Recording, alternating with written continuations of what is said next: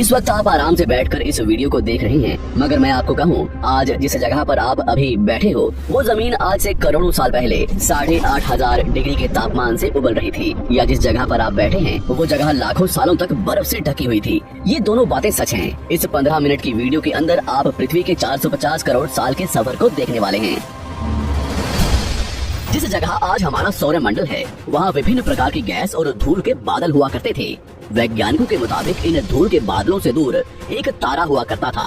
वक्त के साथ साथ उस तारे की ऊर्जा कम होने लगी, जिसके कारण उसके अंदर एक विशाल विस्फोट हुआ। विस्फोट की वजह से अंतरिक्ष की ये धूल एक दूसरे से दबने लगी।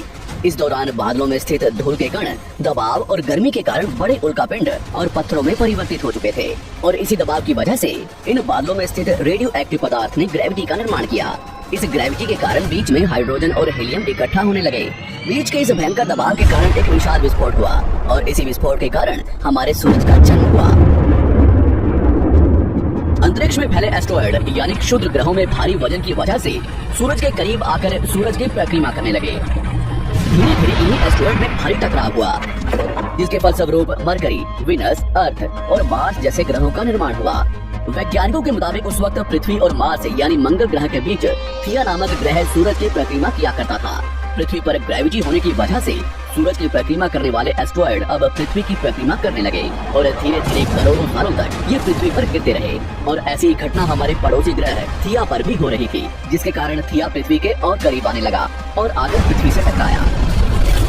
इस भयंकर टकराव की वजह से पृथ्वी के हिस्से कणों के रूप में अंतरिक्ष में फैल गए और एक रेस की तरह पृथ्वी की परिक्रमा करने लगे। इन्हीं परिक्रमा करते हुए कणों में टकराव होने लगा, जिसके कारण हमारे चांद का निर्माण हुआ।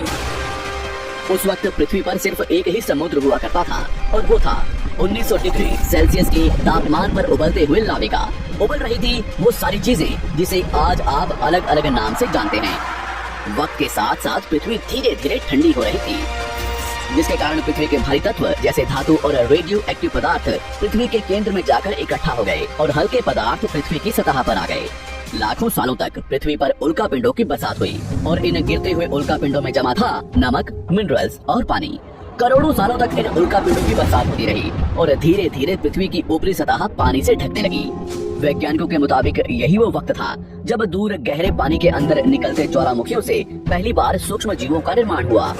लाखों सालों बाद एक वक्त ऐसा आया जब पृथ्वी की पूरी सतह पानी से ढक चुकी थी।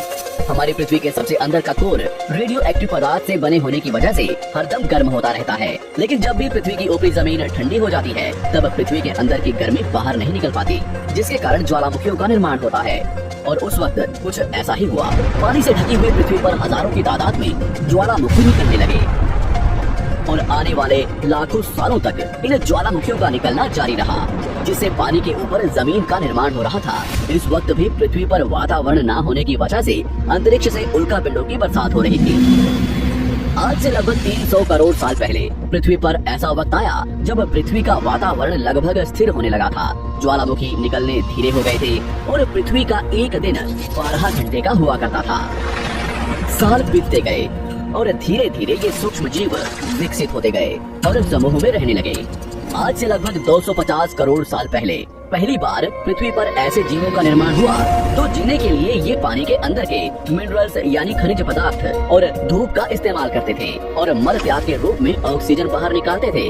इस वक्त तक पृथ्वी पर ज्यादातर ज्वालामुखी निकलने बंद हो चुके थे, और इन माइक्रोबैक्टीरिया की वजह से वातावरण में ऑक्सीजन की मात्रा बढ़ रही थी। वातावरण में ऑक्सीजन बढ़ने की वजह से पृथ्वी का वायुमंडल बनना शुरू हुआ, और आने वाले हजारों सालों तक वातावरण में ऑक्सीजन की मात्रा बढ़ती रही, जिसकी वजह से पृथ्वी के ज्यादातर हिस्सों में ये सूक्ष्म जीव फैल गए। हजारों सालों बाद एक वक्त ऐसा आया जब पृथ्वी में ज्यादा ऑक्सीजन बढ़ने के कारण ये सूक्ष्म जीव मरने शुरू हो गए।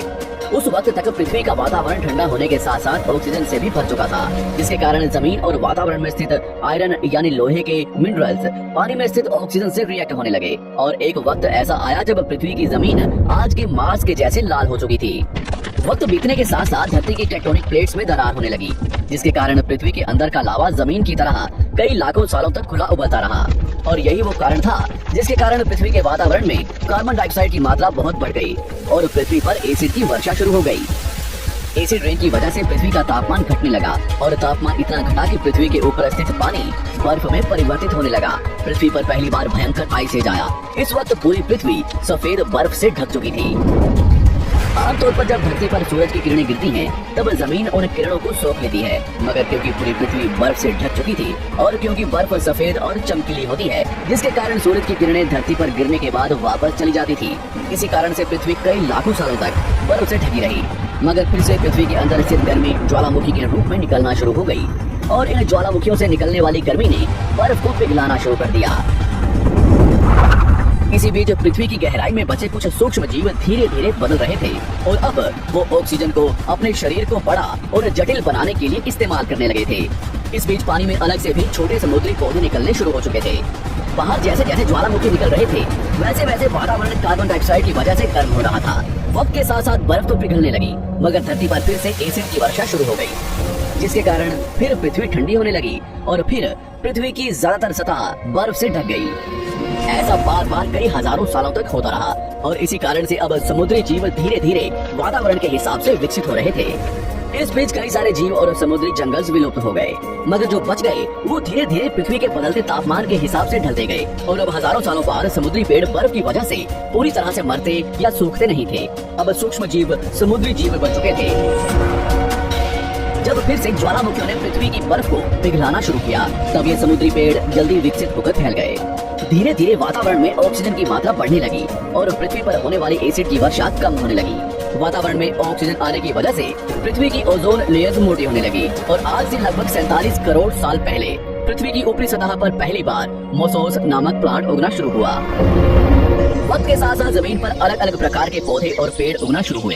एक वक्त ऐसा आया जब जमीन के पेड़ों की लंबाई लगभग 80 से 100 फीट जितनी या आज के 5 से 6 मंजिला बिल्डिंग जितनी ऊंची हो चुकी थी।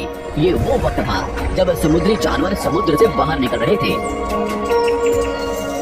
और जमीनी जानवरों में परिवर्तित हो रहे थे।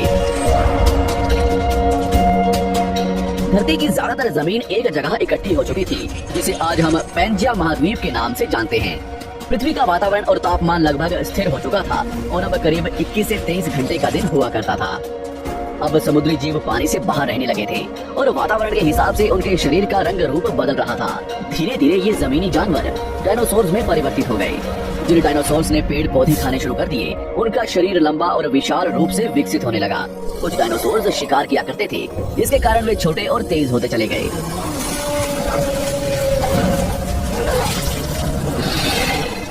पृथ्वी की ऊपरी जमीन एक जगह इकट्ठी होने के कारण ज्यादातर जमीन रेगिस्तान और बंजर हो चुकी थी। ज्यादातर जंगल समुद्र के करीब हुआ करते थे, जिसमें डायनासोर्स रहा करते थे। आज से लगभग 20 करोड़ साल पहले पैंजिया महाद्वीप टूटना शुरू हो गया। पैंजिया के विभाजित होने की वजह से पृथ्वी की ज्यादातर ऊपरी जमीन पानी के संपर्क में आने लगी, जिसके फलस्वरूप पृथ्वी पर हरियाली बढ़ती गई, जिस वजह से डायनासोर्स और ज्यादा विभिन्न और विशाल होते चले गए। डायनासोर्स ने आने वाले लगभग 20 से 30 करोड़ सालों तक पृथ्वी पर राज किया। उस वक्त डायनासोर्स समुद्र से लेकर जमीन और आसमान तक पूरी पृथ्वी पर राज किया करते थे। इस दौरान अफ्रीका से टूटा भारत सीधे आकर आज के तिब्बत से टकराया और इस टकराव की वजह से हिमालय का निर्माण हुआ। आज से लगभग 6.5 करोड़ साल पहले पृथ्वी की तरफ आज के माउंट एवरेस्ट से भी बड़ा लगभग 4.5 लाख करोड़ किलो जितना वजनिया उल्का पिंड लगभग 80,000 किलोमीटर प्रति घंटे की स्पीड से पृथ्वी की तरफ आ रहा था। पृथ्वी की सतह को छूते ही उसमें भयंकर आग लगी और वो जलते हुए सीधा पृथ्वी से टकराया। इस टकराव से निकलने वाली ऊर्जा आज के 10 करोड़ परमाणु बम एक साथ फटने के बराबर थी।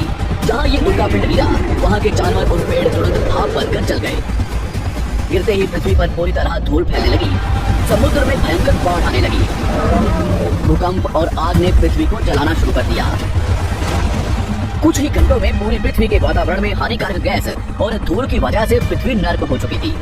डायनासोर्स, घुटन, आग और भूखमरी से पूरी तरह विलुप्त हो गए। इस वक्त हमारे पूर्वज जमीन के अंदर रहा करते थे, जिसके कारण वो इस विशाल प्रलय से बच गए।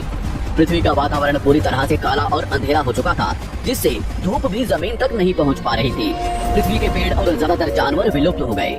वातावरण में धूल और हानिकारक गैस के कारण पृथ्वी पर फिर से एसिड की वर्षा शुरू हो गई और फिर पृथ्वी ठंडी होकर बर्फ से ढक गई। लेकिन इस बार पृथ्वी की बर्फ लाखों सालों तक नहीं जमी रही और 80 से 90 हजार साल बाद ये बर्फ पिघलनी शुरू हो गई। जैसे ही धरती पर वातावरण फिर से पहले जैसा होने लगा, वैसे ही ये छोटे जीव जमीन से बाहर आना शुरू हो गए। उस वक्त पृथ्वी की बर्फ पिघलनी शुरू ही हुई थी, जिसके कारण अफ्रीका में घने ठंडे जंगल हुआ करते थे और इसी बीच ये जमीनी जीव बंदरों में परिवर्तित हुए। मगर जैसे जैसे पृथ्वी गर्म होने लगी, वैसे वैसे अफ्रीका के ये जंगल सूखने लगे।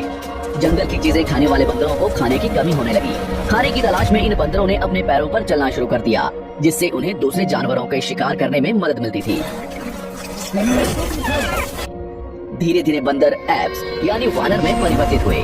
खाने की तलाश में ये एप्स पृथ्वी के दूसरे हिस्सों में फैलने लगे और धीरे धीरे उनके शरीर का रंग रूप वहाँ के मौसम के हिसाब से बदलता गया। वक्त के साथ साथ हम आदिवासी बने। हमने हथियारों से लेकर आग का आविष्कार किया। हम धीरे धीरे इंसान के रूप में विकसित हुए। हमने धर्म से लेकर परिवार, भाषा और संस्कृति का निर्माण किया और वक्त के साथ साथ हम विकसित होते चले गए और आज हम इस पृथ्वी की सबसे विकसित प्रजाति बन चुके हैं। पृथ्वी को आज के जैसे बनने में लगभग 450 करोड़ साल का वक्त लगा है और हमें एक छोटे जमीन में रहने वाले जानवर से इंसान बनने में कई लाखों सालों का।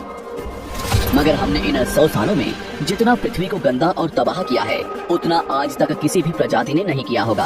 हम फिर से धरती को गर्म कर रहे हैं और कार्बन डाइऑक्साइड की मात्रा बढ़ा रहे हैं। वैज्ञानिकों का मानना है कि पृथ्वी पर फिर से विशाल परिवर्तन होने वाला है। भविष्य में पृथ्वी कैसी होगी, जानेंगे हमारी अगली वीडियो में।